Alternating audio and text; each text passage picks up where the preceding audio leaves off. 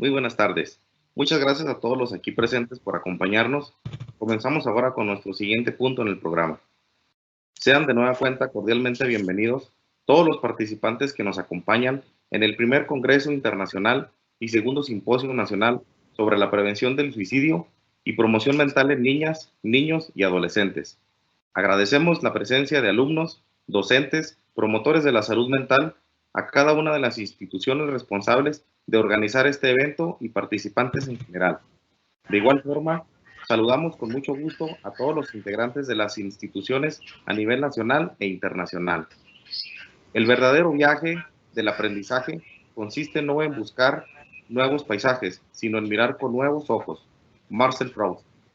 A continuación, me es grato presentar al maestro José Manuel Castrejón Vacío, quien es licenciado en Psicología Clínica por la UNAM, con maestría en Atención Integral del Consumo de Drogas por la Universidad Veracruzana, y quien destaca su desarrollo profesional por tener una amplia trayectoria de 34 años trabajando principalmente en la Administración Pública Federal en actividades de diseño y desarrollo de políticas públicas contra las adicciones y como responsable de los programas nacionales contra el abuso del alcohol, alcoholismo, el tabaquismo y la farmacodependencia.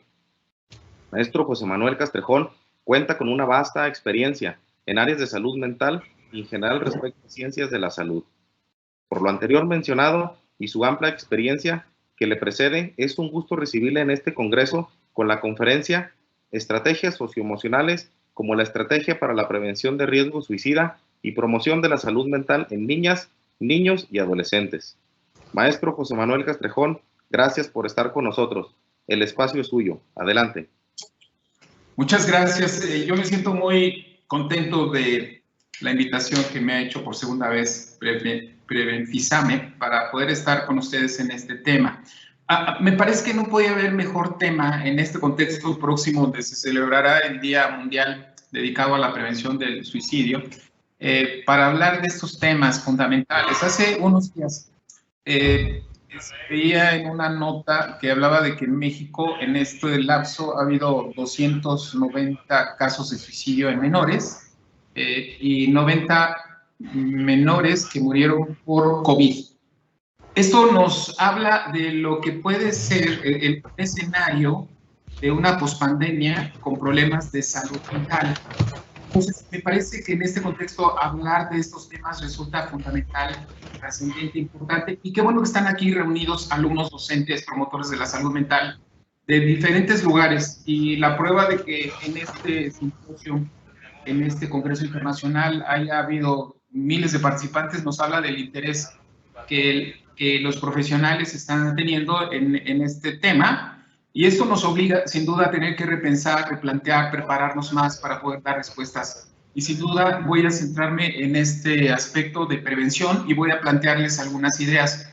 Quiero precisar algunos aspectos que me parecen relevantes en esta reflexión que vamos a hacer. Uno de ellos, plantear que en el mundo posmoderno, los problemas que podemos identificar como riesgos psicosociales son parte de este mundo posmoderno por una serie de razones.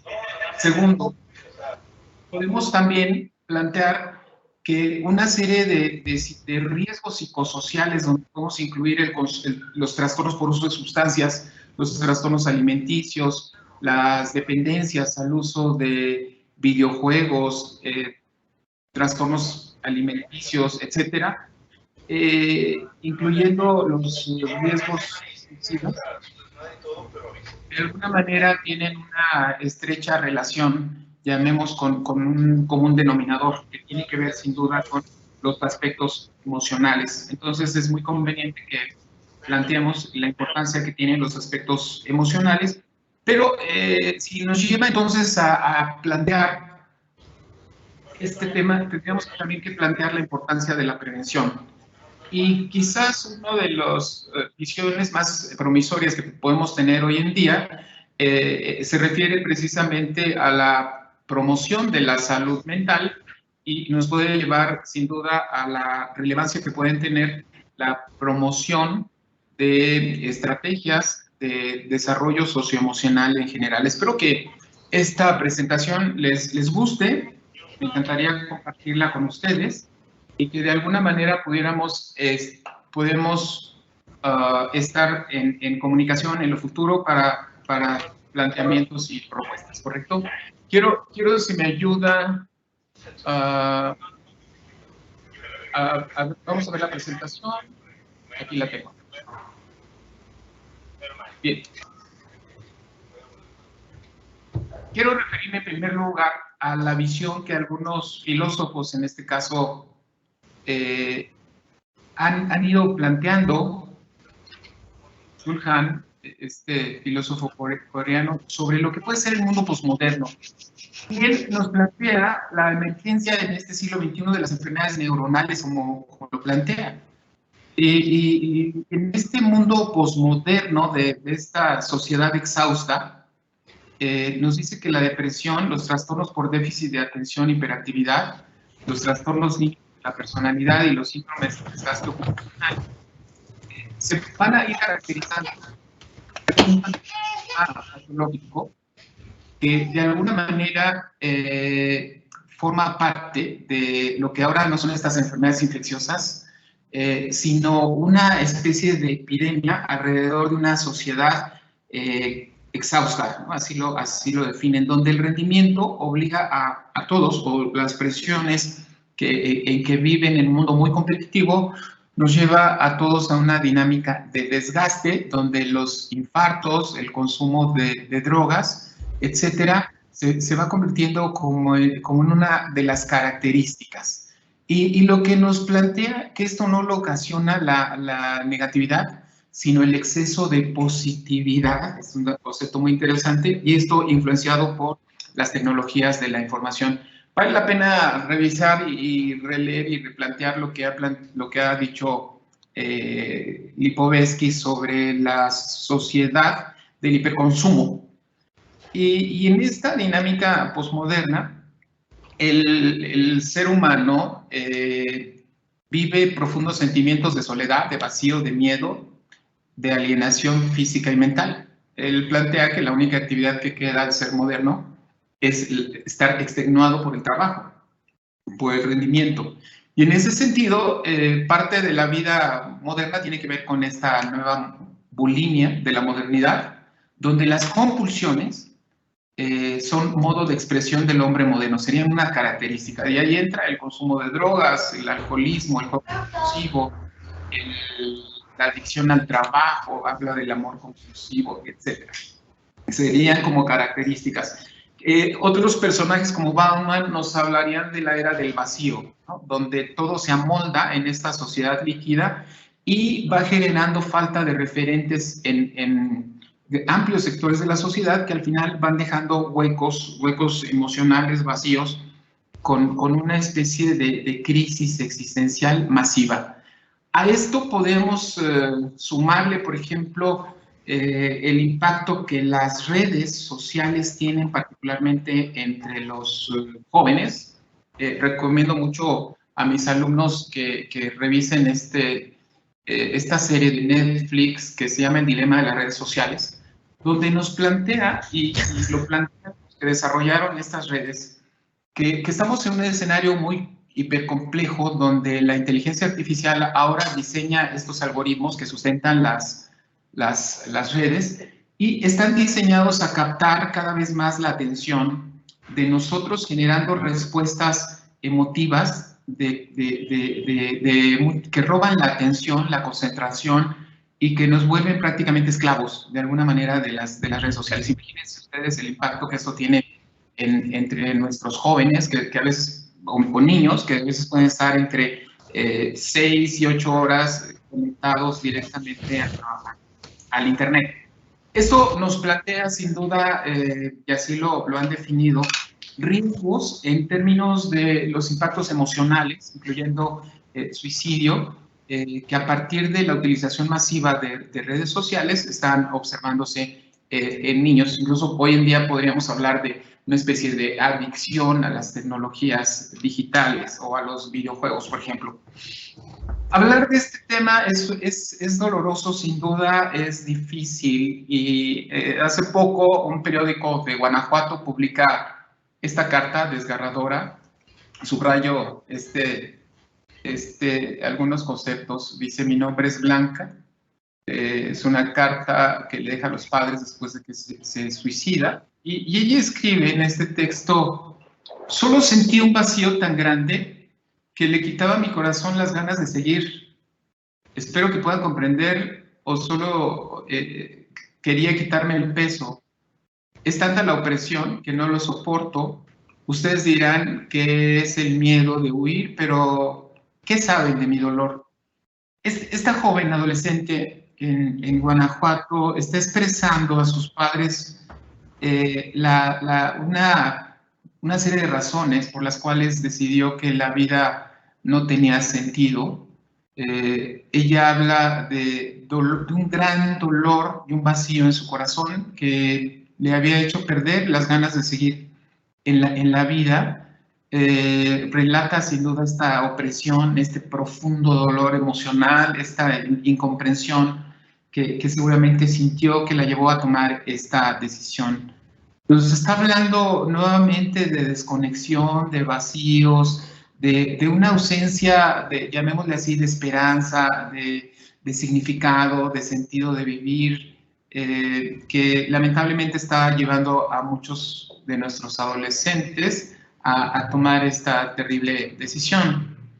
Y tendríamos que plantearnos algo que me gustaría que fuera el tema central de esta charla, de esta reflexión de esta tarde, porque sabemos que el suicidio es la única muerte que se puede prevenir. Y como vemos, cuando revisamos estas cartas, estos conceptos, todo está cargado de enojo, de frustración, a veces de deseos de venganza contra el maltrato, de infelicidad, de miedo, de dolor, de sufrimiento, sobre todo de desesperanza también, de angustia, de desesperación, de huida, de soledad, de muchos aspectos, sin duda, que podemos identificar como un profundo dolor emocional, carente de esperanza, carente de posibilidades de sentir satisfacciones, de desconexión absoluta de la misma familia. Y eso, sin duda, llevan a nuestros adolescentes principalmente a tomar decisiones terribles. Les había comentado que me interesa mucho centrarme en el tema de las emociones. Y cuando hablamos de problemas de violencia, de trastornos alimenticios, de adicciones y todos estos aspectos, incluyendo los comportamientos suicidas, podemos identificar que la raíz puede estar en aspectos emocionales. Y esto nos lleva a tener que tratar de entender cómo funciona nuestro cerebro, nuestra mente, si lo queremos definir así, nuestros procesos mentales. Y es curioso porque los seres humanos conocen perfecto maquinarias para poder llegar más allá del sistema solar, pero todavía desconocemos mucho de esta compleja maquinaria que ha creado la naturaleza después de 4 millones de años de evolución y que sigue continuamente evolucionando, el cerebro humano tan complejo. Pero podemos hablar que en el ser humano, este sistema límbico, este cerebro emocional, y particularmente la amígdala, que tiene una función, llamémosle así, de sobrevivencia, de conexión, de adaptación, y por eso la importancia de las emociones, que básicamente son energía vital. Y en el ser humano, esta energía vital y estas emociones tienen ciertas características. Una de ellas es la conexión tan cercana que puede tener directamente con el hipocampo. ¿Qué significa esto? Poseemos una extraordinaria capacidad de respuesta emocional a situaciones adversas, de riesgo, pero en el caso del hombre están conectadas a través del hipocampo a todo un sistema de memoria, y esto vuelve muy complejo la dinámica emocional en los seres humanos, quizás a diferencia de otros aspectos. La amígdala, en ese sentido, valdría la pena pensar que responde, es un sistema de alerta que responde tanto a estímulos internos como externos, y que se convierte en una especie de guardaespaldas hipervigilante que siempre nos está alertando de los riesgos. Y en este sistema de alerta pues sabemos que tiene un componente fisiológico importante, ¿no? A través de neurotransmisores, de hormonas, un componente también cognitivo y un componente comportamental. Por eso es tan compleja la dinámica emocional en los seres humanos. Y quiero plantear algo que hoy en día hay varias corrientes que merece la pena estudiar, analizar y que nos están dando luz sobre el funcionamiento que puede tener particularmente nuestra mente. Quizás uno de ellos tiene que ver, por ejemplo, con la teoría del apego, eso es importante, con la teoría del trauma y con la teoría polivagal, que nos puede ayudar a entender un poco las razones por las cuales esta chica, por ejemplo, Blanca, tomó esta decisión. Sabemos, y algo muy importante que tenemos que entender en la memoria emocional, que en el ser humano estas memorias se convierten en la fuente primaria de la psicopatología y tiene que ver con las experiencias que hemos vivido a lo largo de nuestro desarrollo, incluso previo a nacer, y de alguna manera estas experiencias traumáticas parece ser que se almacenan de manera disfuncional en una parte que podemos llamar subconsciente, llamémosle así, y que de alguna manera pierden su ubicación en la línea de vida. Y estas memorias que van a ser recurrentes de experiencias traumáticas pueden ser sensaciones, creencias, emociones, etcétera, que de alguna manera se van convirtiendo como en una parte central de la psicopatología del ser humano. Estas creencias a veces autolimitantes, ¿no? Estas cogniciones que quedan grabadas y que continuamente se convierten como en un fluido de una especie de procesamiento paralelo o inconsciente, como le quieran llamar, en nuestra mente, en nuestra memoria, etcétera, se convierten en memorias no almacenadas adecuadamente que redundan en una especie, llamémosle así, de virus informático que de alguna manera se termina convirtiendo en algo repetitivo, que tiene mucho impacto y que va a tender a afectar el desarrollo en todos los planos desde la propia infancia. Quiero referirme, por ejemplo, a este aspecto de este estudio de experiencias adversas en la infancia. Es un estudio, me parece fundamental, hecho con más de 17,000 personas que identificaron situaciones de experiencias adversas, que pueden ser en algunos casos traumáticas y en otros casos continuas. Estas experiencias los investigadores la identificaron en 11 posibilidades. Aquí las tienen: el abuso emocional, físico, sexual, negligencia emocional, física, maltrato, abuso de sustancias, enfermedades mentales, divorcio de los padres, encarcelamiento de los miembros del hogar. Y si fuera en México, este estudio seguramente le hubieran incluido muerte violenta por narcotráfico o en el mundo actual por el COVID, etcétera. Son situaciones que de alguna manera a veces tienen que ver con situaciones que ocurren, a veces con negligencia y a veces pueden ser episódicas o pueden ser continuas. Este estudio, que como les digo es fundamental para identificar las experiencias adversas de la infancia, tiempo después permitió, me voy para acá, identificar algo que es sin duda muy revelador. Estas experiencias adversas en la niñez se convierten en limitantes del desarrollo emocional, social y cognitivo. Cuando estos niños, particularmente en las primeras etapas, están afectados en este contexto, llegan a tener limitaciones para su desarrollo físico, y aquí tendríamos que reflexionar incluso en esta idea de que el propio sistema límbico, este cerebro emocional, no se desarrolla adecuadamente y entonces va prácticamente a predisponer el resto de la vida a las personas a vivir situaciones continuas de estrés, de angustia, etc. Aquí pensaríamos que un chico que va creciendo con estas características, conforme avanza su vida, va teniendo problemas en la adaptación, en su desarrollo, y con el tiempo se ha observado que esto es motivo de enfermedades, de trastornos mentales, de situaciones de discapacidad, de problemas físicos. Con el tiempo también han identificado que esto se convierte en el antecedente incluso de cáncer, de una muerte en edades tempranas. Estos son los datos y no me voy a detener a hablar un poco del alcohol, que está muy estrechamente, el alcohol, el tabaco o drogas, sino en que las personas que tuvieron 4 de estas situaciones adversas en su infancia, con el tiempo tienen 15 veces más probabilidades de cometer suicidio.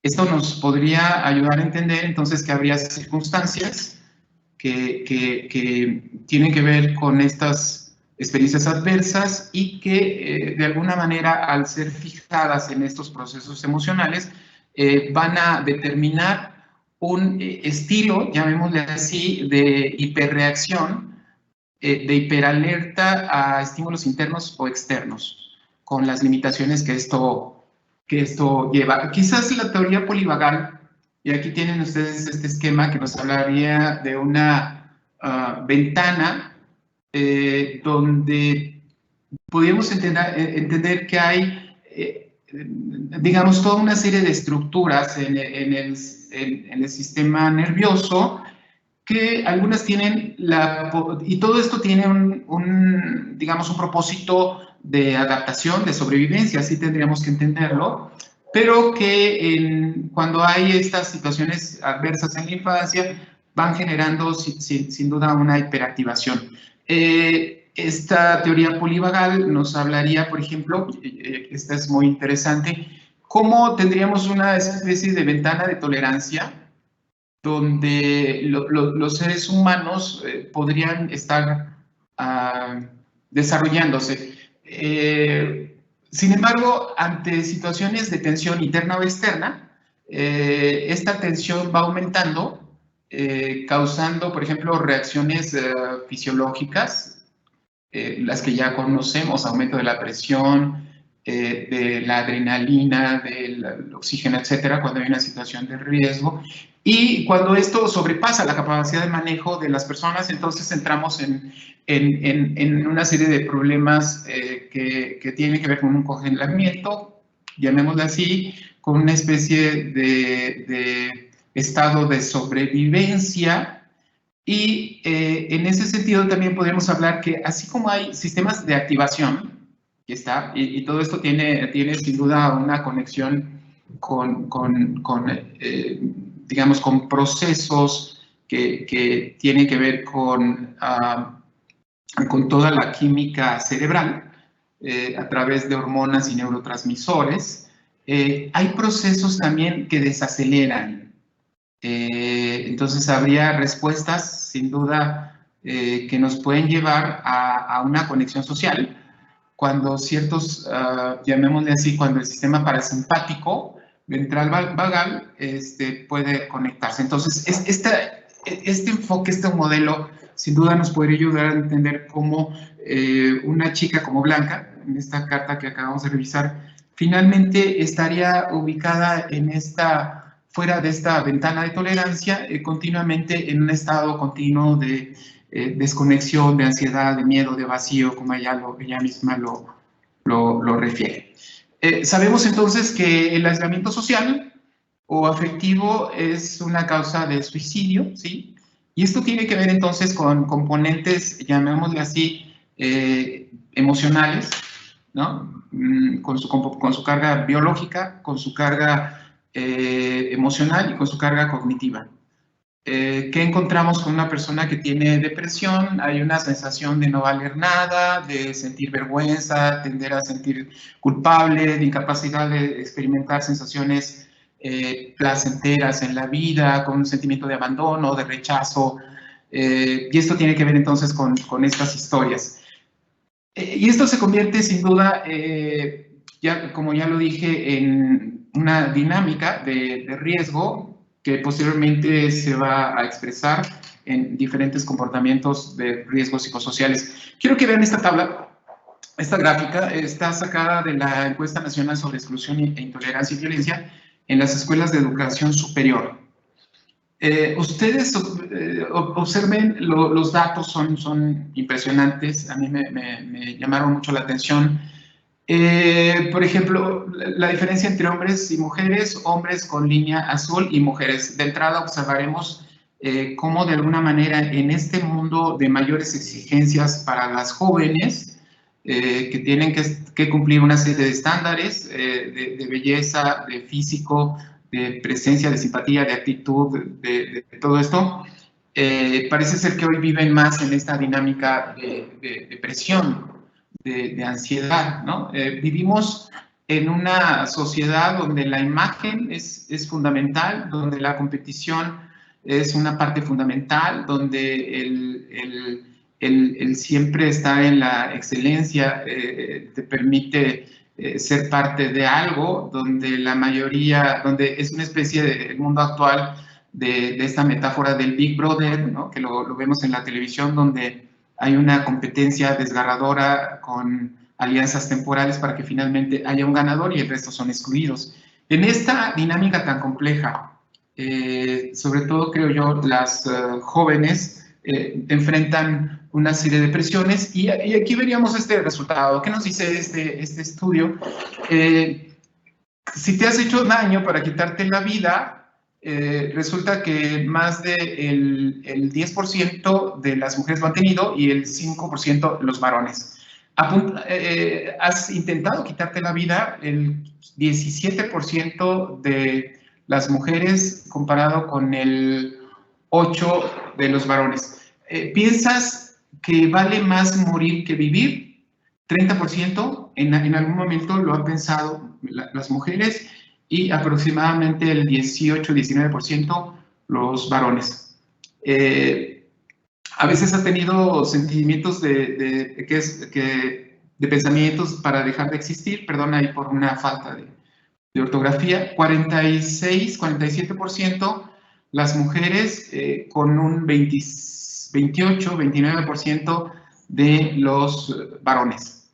La sensación de que no vale la pena vivir, 43% mujeres y el 27% de los varones. Esta gráfica sin duda nos hablaría de lo expuesto que pueden estar hoy en día nuestros jóvenes a esta presión, desconexión con la familia, todas estas expectativas que la misma familia genera, esta desconexión emocional de vivir en este mundo virtual y siempre en esta dinámica que te obliga a tener que cumplir una serie de estándares para pertenecer. De otra manera es un loser, ¿no? En toda esta cultura que aparece a través de todos los medios de información, etcétera.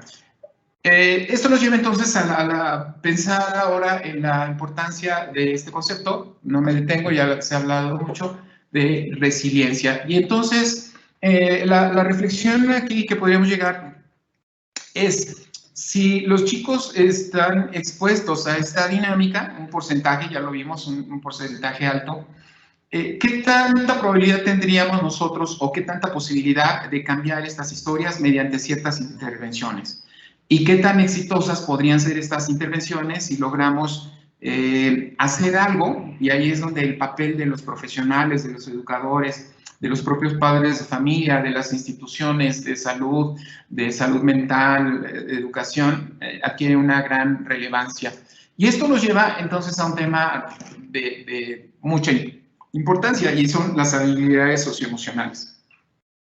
Sabemos que las habilidades socioemocionales nos van a ayudar a prevenir riesgos y algo que yo destacaría, queridos colegas, es que si decimos que todas estas problemáticas que hemos estado revisando, riesgos psicosociales, tienen su común denominador o un tronco en situaciones emocionales adversas, también podemos pensar que si trabajamos el desarrollo de las habilidades socioemocionales, estaríamos previniendo consumo de drogas, trastornos alimenticios, problemas de riesgos en prácticas sexuales y una lista incluyendo suicidio.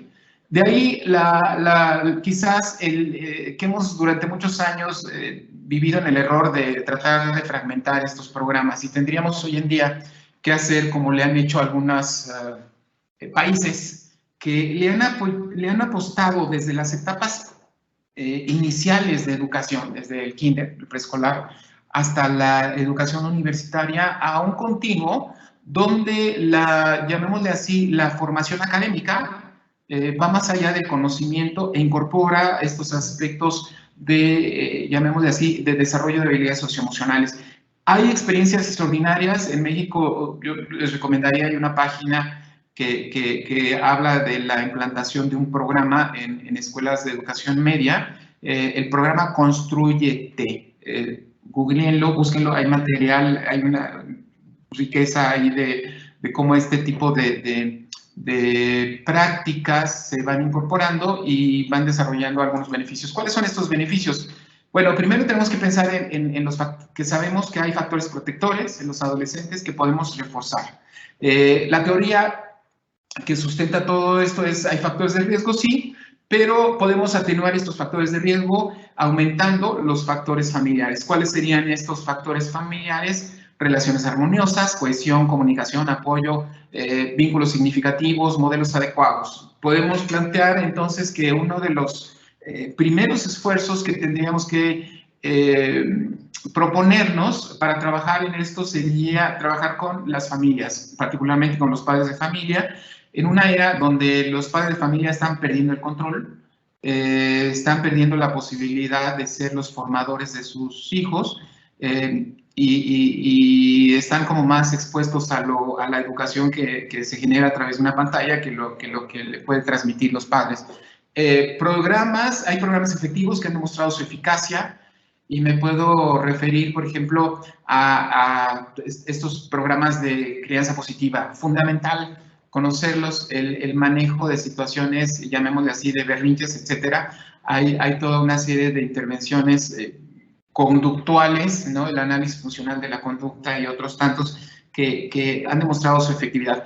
Y cuando nos vamos a los factores protectores en el plano individual, sabemos que la posibilidad de gestionar las propias emociones, podemos desarrollarlo, podemos generar cambios significativos.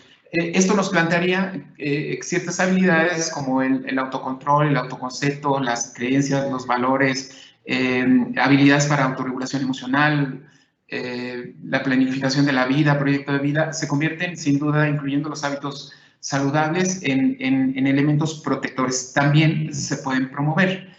Esto nos lleva entonces a identificar que la educación emocional tendería al desarrollo integral de la persona y básicamente tiene que ver con desarrollo de competencias. Cuando hablamos de competencias emocionales, estamos hablando, y esto lo quiero precisar porque hemos cometido muchos errores, de hacer pláticas de prevención.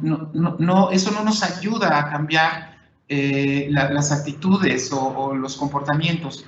Pero cuando hacemos procesos reflexivos, participativos, a través de experiencias significativas, y esto nos lleva necesariamente a dinámicas grupales, a talleres, a actividades lúdicas, etcétera, podemos generar estos cambios. Entonces, llamémosle así que las competencias emocionales tendería a promover actitudes positivas ante la vida, habilidades sociales, la empatía. Yo sí creo que hay algo que el mundo moderno, este mundo competitivo, individualista, que funciona gracias al egoísmo generalizado. Por eso el mundo actual se encarga de que haya personas hambrientas de buscar y de comprar cosas, ¿no? Genera vacíos. El tema de la empatía se convierte en es quizás algo que tendríamos que promover, una sociedad más empática. ¿Qué pasa con las personas que tienen habilidades socioemocionales? Pueden tomar mejores decisiones, reconocer áreas oportunidad, reconocer sus fortalezas, buscar ayuda, responder adecuadamente y al estar expuestos a situaciones críticas, poder conducirse de una manera mejor. Hay una serie de habilidades que tienen que ver con la relación con los demás, con la comunicación, con la conciencia de sí mismo, con el autocontrol, etcétera. Y yo diría que las habilidades socioemocionales son herramientas que se adquieren, que lamentablemente en muchos casos no nos enseñan en el hogar y que nos ayudan a entendernos mejor, relacionarnos mejor y por lo tanto poder crecer y desarrollarnos más adecuadas en ese sentido. Hay evidencia, hay datos científicos que demuestran la relevancia de esto y sin duda hoy en día hay, como les digo, muchos materiales, algunos proyectos muy serios. La propia SEP, y bueno, esto antes de la pandemia, había planteado la importancia de incorporar una línea transversal en desarrollo de habilidades socioemocionales. Aquí tendrían ustedes alguna lista de estas y bueno, terminaría invitándoles a que nos formemos, nos entrenemos, nos capacitemos, trabajemos en el desarrollo de habilidades socioemocionales. Lo último, lo final que les quiero decir es que hay países que le han apostado a este tema como una parte continua a lo largo de la línea de vida y son países que están cerrando cárceles porque no tienen muchos clientes o sus estadísticas de violencia, de consumo de drogas está reduciéndose notablemente y sin duda es en un contexto tan complejo como nuestro México y otros países de violencia, de crimen organizado, de narcocultura, donde se exalta todo lo negativo. Revisemos cualquier periódico. Estaríamos en un escenario donde nuestras nuevas generaciones tienen que tener la oportunidad de ser empáticos, de ser creativos, de ser reflexivos, de ser asertivos, de aprender a tomar decisiones, de aprender a conectarse emocionalmente con otros seres humanos. Les dejo ahí mis datos. Me encantaría en algún momento, si quieren, intercambiemos, platiquemos más. Con mucho gusto estaría atento y de igual manera estoy atento por si ustedes tienen algún comentario o alguna duda que espero poderla responder. Les agradezco mucho y agradezco mucho a Prebenfisame que me hayan invitado.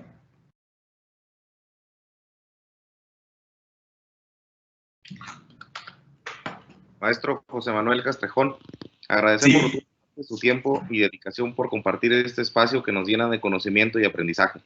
Puedo garantizar que todos los aquí presentes están realmente comprometidos en mantener la solidez de esa sabiduría que nos comparte, algo sinceramente muy inspirador. A continuación, daremos espacio para realizarle algunas preguntas que nos comparten nuestros participantes.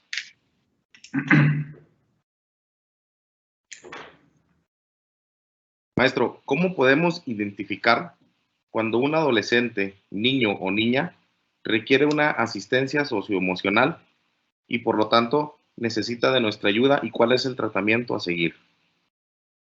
Me encanta esta pregunta porque hoy en día quizás tenemos que considerar que entre más temprana, de manera más temprana podemos identificar problemáticas, vamos a evitar que estas si se presenten o se reduzcan o no se magnifiquen y no se cronifiquen.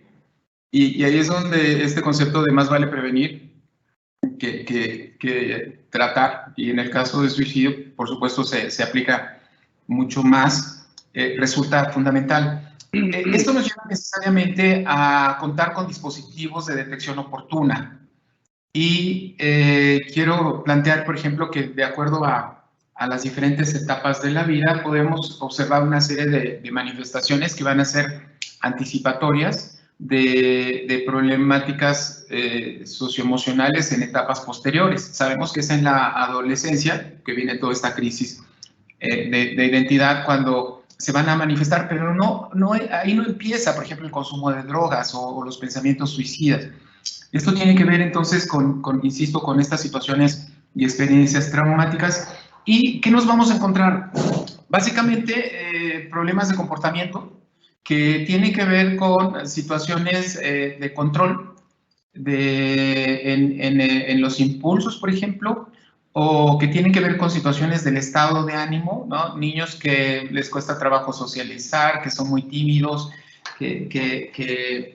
o niños que por el contrario, que son demasiado activos, que generan conflictos. Lo vamos a ver también en la dinámica de los hábitos, y hoy tendríamos que plantearnos, por ejemplo, después de año y medio, que chicos que están en confinamiento, ¿qué tanto han cambiado sus hábitos alimenticios? ¿Qué tanto han cambiado su exceso de conexiones al Wi-Fi?